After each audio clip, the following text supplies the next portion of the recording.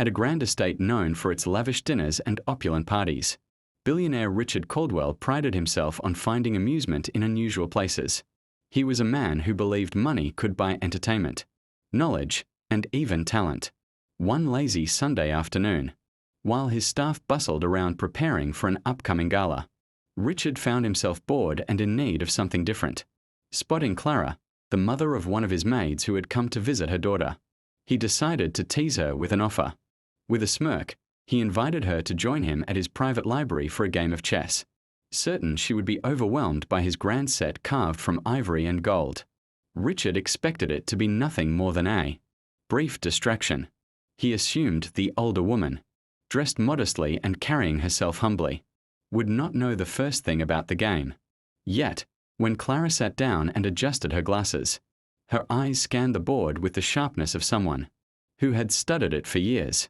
The match began slowly, with Richard making bold and flashy moves, confident in his experience from occasional games with wealthy friends. But Clara remained calm, her hands steady as she moved each piece with quiet precision. By the 10th move, Richard's smile faded as he realized his strategy had already been dismantled. Pawns he thought unimportant had been transformed into a wall trapping his knights, and his queen found itself under unexpected pressure. Clara did not boast or gloat.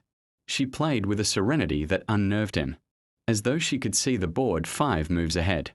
Within half an hour, Richard found himself cornered, his king surrounded, and his confidence slipping away.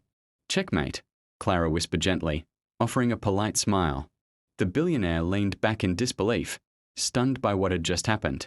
It wasn't possible. He thought, how could a maid's mother defeat him so effortlessly? Intrigued rather than insulted, he demanded a rematch. Again, Clara dismantled his defenses with surgical accuracy. Word spread quickly through the household staff, and soon, whispers filled the corridors. The billionaire had been beaten at his own chess table by a woman no one had ever paid attention to. When Richard asked Clara where she had learned to play, she revealed a part of her past he never would have guessed. Decades ago, she had been a rising star in competitive chess circles, often playing in underground tournaments to earn money for her struggling family. Though life's hardships forced her to set aside her dream, the brilliance never left her mind. For the first time in years, Richard felt humbled, not by wealth or power, but by the quiet genius of someone he had underestimated. That evening, he didn't just invite Clara for another match. He offered to sponsor her return to the world of chess.